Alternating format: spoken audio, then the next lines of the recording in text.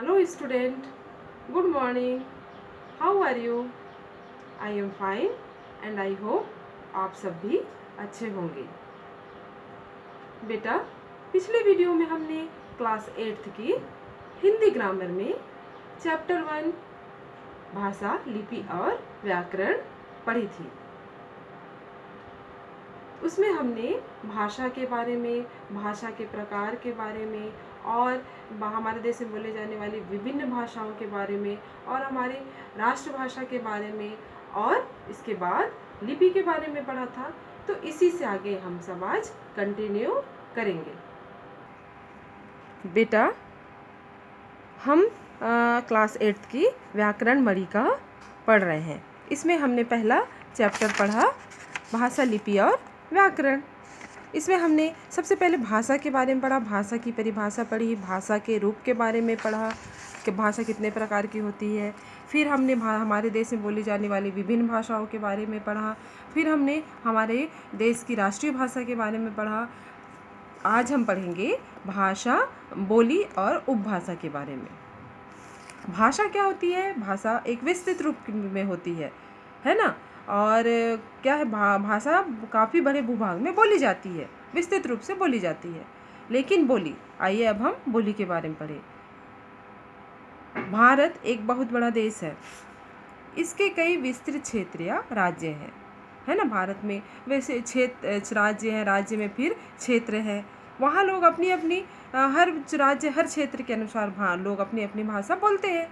ये भाषाएं छोटे से क्षेत्र तक ही सीमित होती है और जो छोटे से क्षेत्र में बोली जाती है वो क्या कहलाती है? क्षेत्रीय भाषा, और उसे ही बोली कहते हैं। क्या कहते हैं? क्षेत्रीय भाषा या बोली कहते हैं, जो छोटे से क्षेत्र में बोली जाती है। जैसे कि पहाड़ी, भोजपुरी, बुंदेली, ब्रज आदि, ये सब क्या है? बोलियां हैं। आइए अब हम पढ़ते हैं भाषा और बोली में अंतर। भाषा में साहित्य लिखा जाता है ना। आगे पढ़ के बड़े बड़े साहित्य लिखे जाते हैं, लेकिन बोली में कोई साहित्य नहीं लिखा जाता। भाषा एक विस्तृत क्षेत्र में बोली जाती है, उसका विस्तार बड़ा होता है। बोली एक सीमित क्षेत्र तक ही सीमित होती है। फिर जैसे गांव, कस्बे, ये सब में बोली होती है। फिर भाषा किसी का रूप ग्रहण नहीं कर सकती, लेकिन बोली भाषा का रूप, मतलब बोली विकसित होकर आगे विकास होकर क्या हो सकती है? भाषा का रूप बोली ले सकती है। कोई भी बोली विकसित होकर भाषा बन सकती है। जैसे कि हिंदी का विकास पहले खड़ी बोली में हुआ था, फिर हिंदी में विकास हुआ उसका। पहले क्या थी? हिंदी खड़ी बोली में थी, उसके बाद इसका विकास हुआ हिंदी में।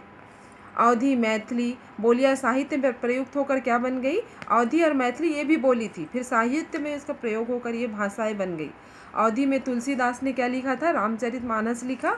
और मैथिली में विद्यापति जैसे महान कवि ने अनेक प्रकार की रचनाएं की।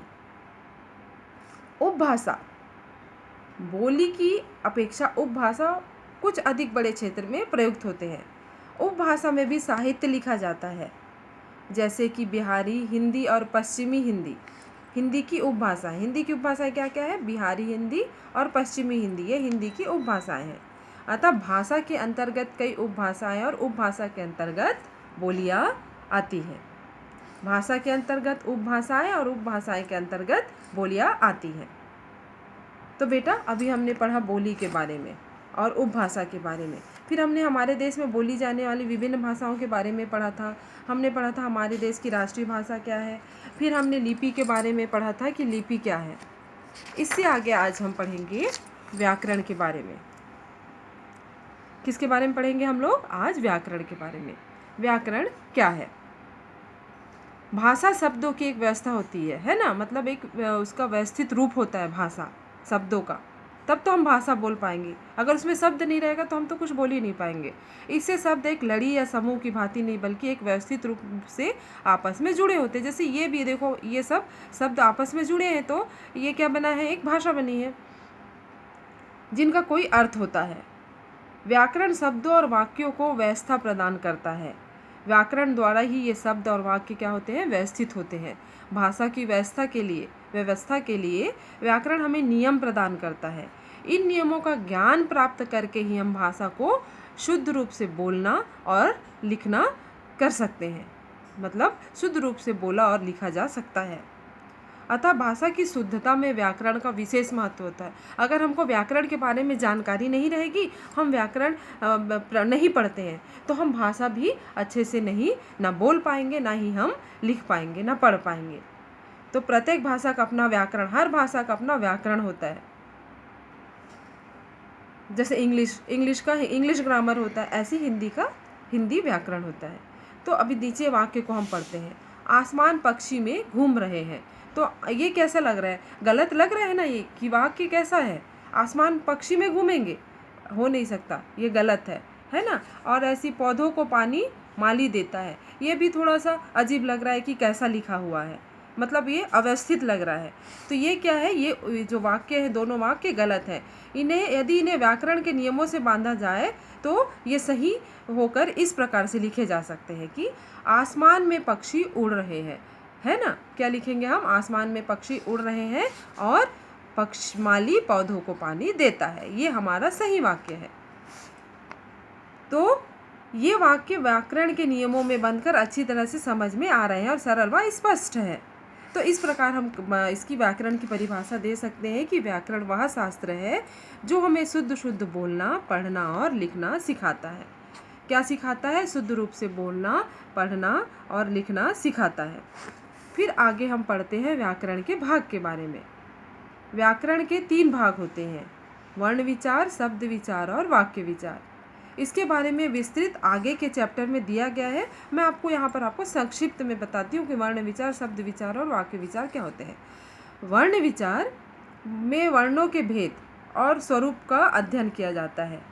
शुरुआत हम किससे करते हैं? भाषा में वर्णों से करते हैं। वर्ण अक्षर से होता है ना हमारा, क ख ग, ये सब से होता है। तो उसके बारे में, उसके भेद के बारे में, उसके स्वरूप के बारे में पढ़ेंगे।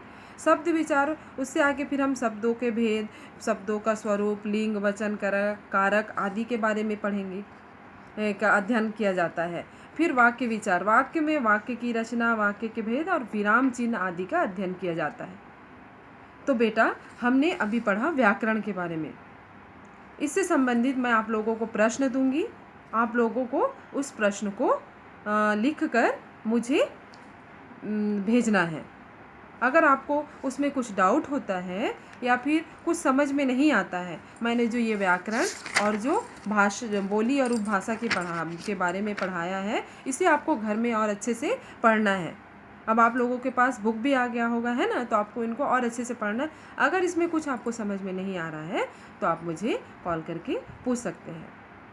तो बेटा, आज के लिए बस इतना ही। बाय बाय बेटा।